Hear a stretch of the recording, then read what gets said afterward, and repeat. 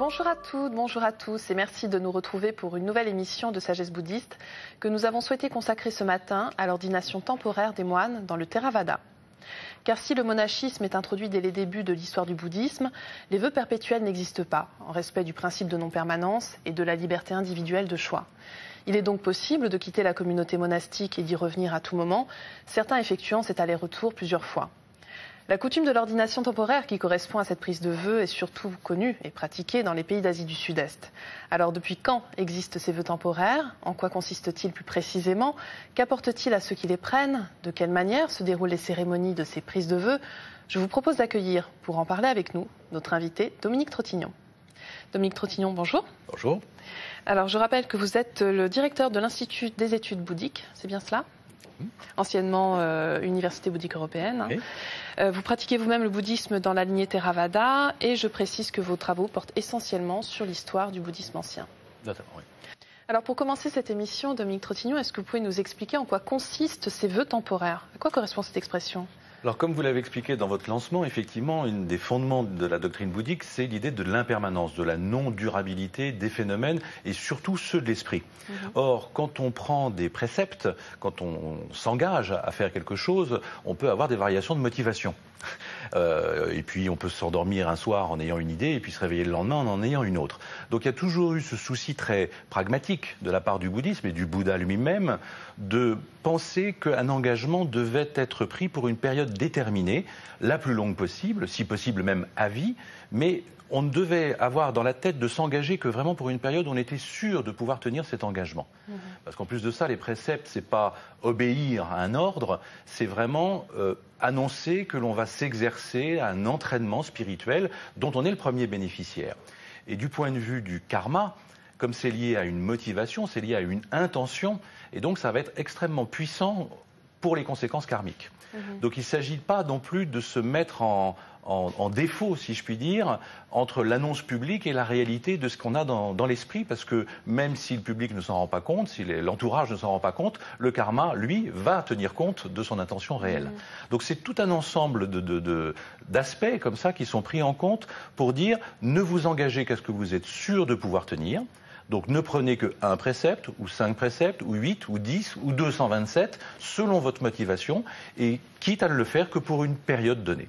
Mais est-ce qu'on peut établir quand même des fréquences ou pas de ces prises de vœux? Alors très généralement, pour un maître de maison, les vœux sont repris tous les jours. Oui. C'est au matin, puisqu'on parle d'une rupture de conscience pendant le sommeil, donc on se remotive d'une certaine manière le matin.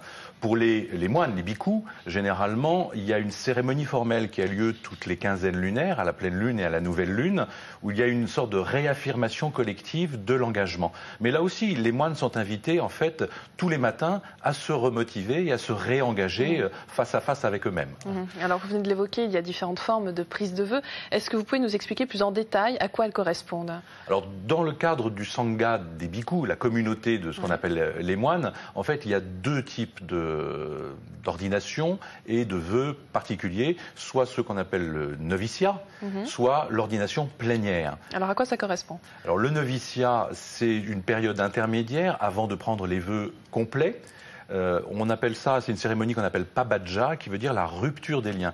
Donc c'est le moment où l'on quitte la société, où l'on quitte la famille pour rentrer dans l'ordre monastique.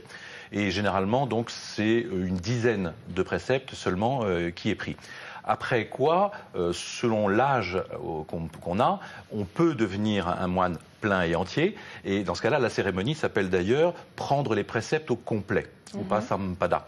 Donc là, c'est 227 préceptes dans la tradition du Theravada. Donc ce sont 2 cérémonies qui sont à peu près les mêmes du point de vue formel. C'est le nombre des préceptes, en fait, qui change.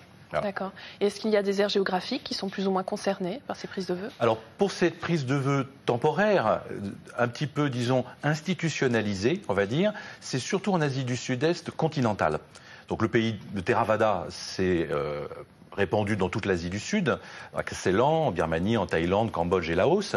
Mais cette tradition vraiment culturelle de s'engager dans une ordination temporaire est surtout en Birmanie et en Thaïlande, et donc dans les pays satellites de la Thaïlande que sont le Cambodge et le Laos. On le trouve quasiment pas à Ceylan, en fait. Alors on imagine que les cérémonies qui correspondent à ces prises de vœux sont très importantes, à tous les niveaux d'ailleurs. Est-ce que vous pouvez nous en parler, Dominique Trintignant? Alors ça a effectivement une grande importance sociale et culturelle parce que c'est devenu non seulement un rite bouddhique, mais en même temps c'est une bouddhisation d'un rite de passage qui concerne soit les jeunes garçons, soit les jeunes gens, les jeunes hommes. Est-ce que vous pouvez déjà nous parler des jeunes garçons? C'est très intéressant. Alors ça c'est très particulier à la Birmanie. Oui. C'est surtout en Birmanie que ça a lieu et ça donne lieu vraiment à des cérémonies qui sont très hautes en couleurs parce que du point de vue symbolique, comme la cérémonie s'appelle la sortie, la rupture des liens, elle fait allusion en fait à un épisode de la vie du Bouddha, celui où il quitte le palais paternel pour s'engager dans la voie ascétique, dans la voie spirituelle. Et donc le jeune garçon, ou les jeunes garçons, parce que ça concerne en fait toute une classe d'âge, du même quartier, du même village, de la même famille, et il va y avoir toute une procession où les enfants, entre 8 et 10 ans, vont être habillés en prince, comme le prince Siddhartha, le futur Bouddha.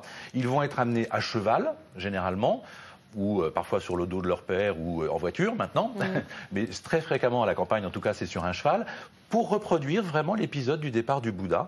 Mais il y a une grosse différence, c'est que le Bouddha, quand il a fait cela, il était seul et il l'a fait en silence. On dit même que les dieux sont venus pour soutenir les chevaux de façon à ce que leurs sabots ne fassent pas de bruit, alors que là c'est une cérémonie au contraire qui est très bruyante, qui est très communautaire, très conviviale, et autant c'était en catimini, si je puis dire, pour le Bouddha, autant là il s'agit vraiment d'un rite social pour ces jeunes garçons.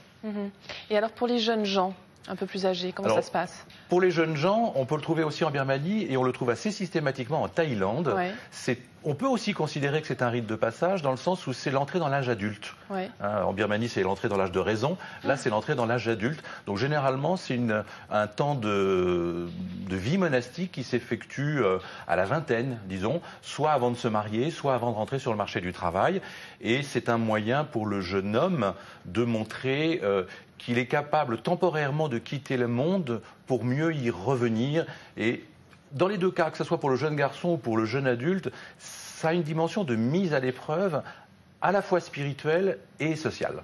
Alors on va revenir sur l'aspect spirituel un peu plus tard, mais en ce qui concerne la cérémonie en elle-même, comment ça se passe concrètement? Je crois qu'on leur pose des questions. Alors, la cérémonie religieuse en elle-même, elle est assez simple. Ouais. Traditionnellement, c'est la même pour tout, que ce soit pour un novice ou pour un moine pleinement ordonné. Donc on va commencer d'abord par tondre les cheveux et les sourcils, ça c'est une obligation. Ensuite, celui qui souhaite rentrer dans la communauté va quitter ses vêtements de laïc pour revêtir les vêtements de moine. Et puis ensuite, on lui pose une série de questions, alors qui est plus longue quand on veut être moine que quand on veut être novice, qui généralement, en fait, on s'assure que la personne est apte à rentrer dans la communauté. Donc, qu'elle ne risque pas de la mettre en danger si elle est porteuse d'une maladie contagieuse, par exemple. On s'assure aussi qu'elle est libre, c'est-à-dire qu'elle a l'autorisation de ses parents si elle est mineure, ou qu'elle ne soit pas engagée, par exemple en étant fonctionnaire, ou en étant militaire auprès de l'État ou auprès d'un employeur. Et enfin, on lui demande son nom et le nom de son précepteur. Parce que pour rentrer dans la communauté, il faut absolument avoir un précepteur qui parraine en quelque sorte votre entrée dans la communauté. Alors revenons maintenant à cet aspect plus religieux, car il est très très fort, symboliquement parlant. À quoi est-ce que ça correspond? Au mérite, je crois? Alors, au départ, ce qu'il faut considérer, c'est que c'est une occasion unique pour tous les hommes d'Asie du Sud-Est, parce que ça concerne vraiment tous les hommes, de faire un temps de pratique importante dans la durée, mais surtout dans l'intensité par rapport à ce qui est possible pour un maître de maison.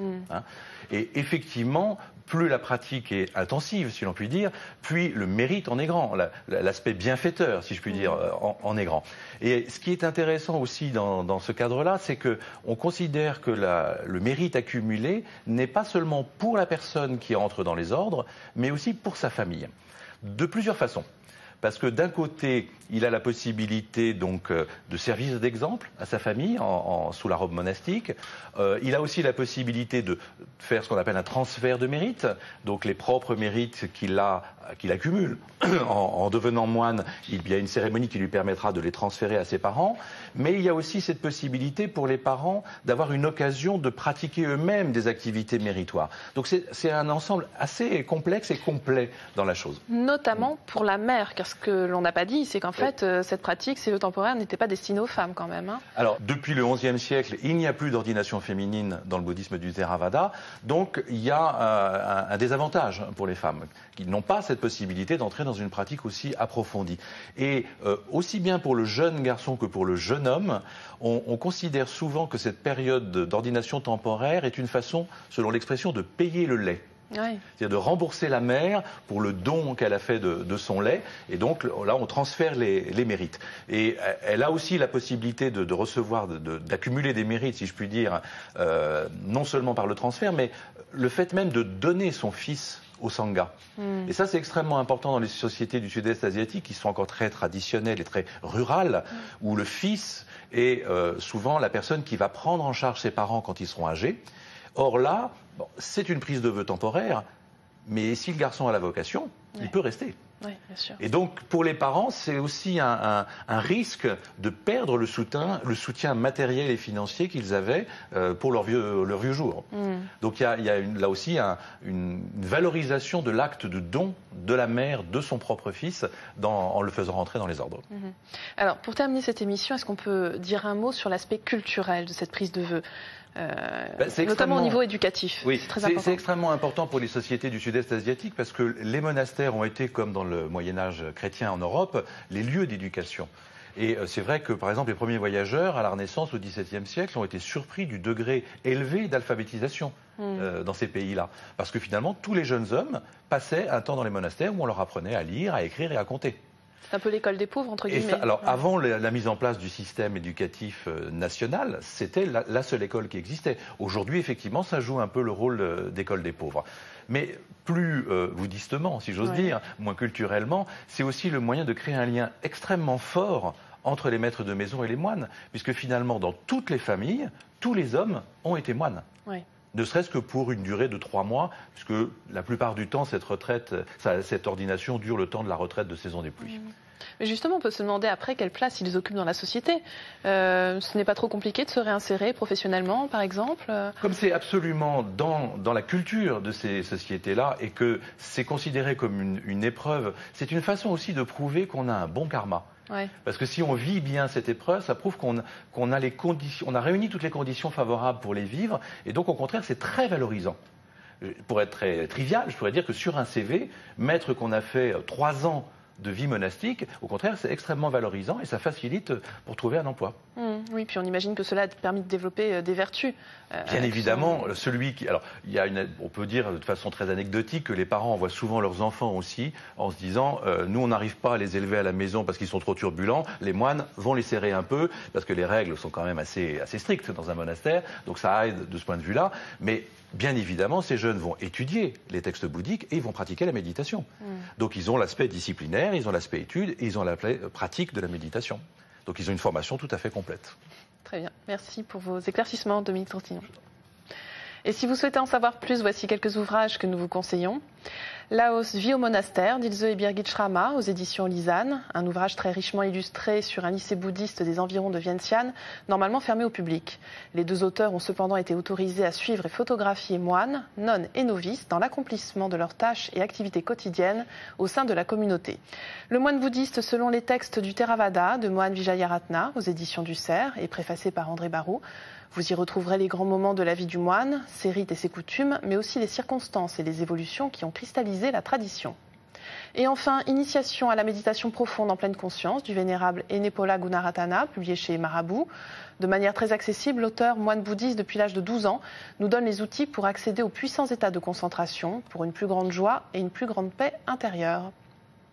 Vous pouvez voir et revoir cette émission pendant toute une semaine sur le site internet de France 2, rubrique tous les programmes et chemin de la foi.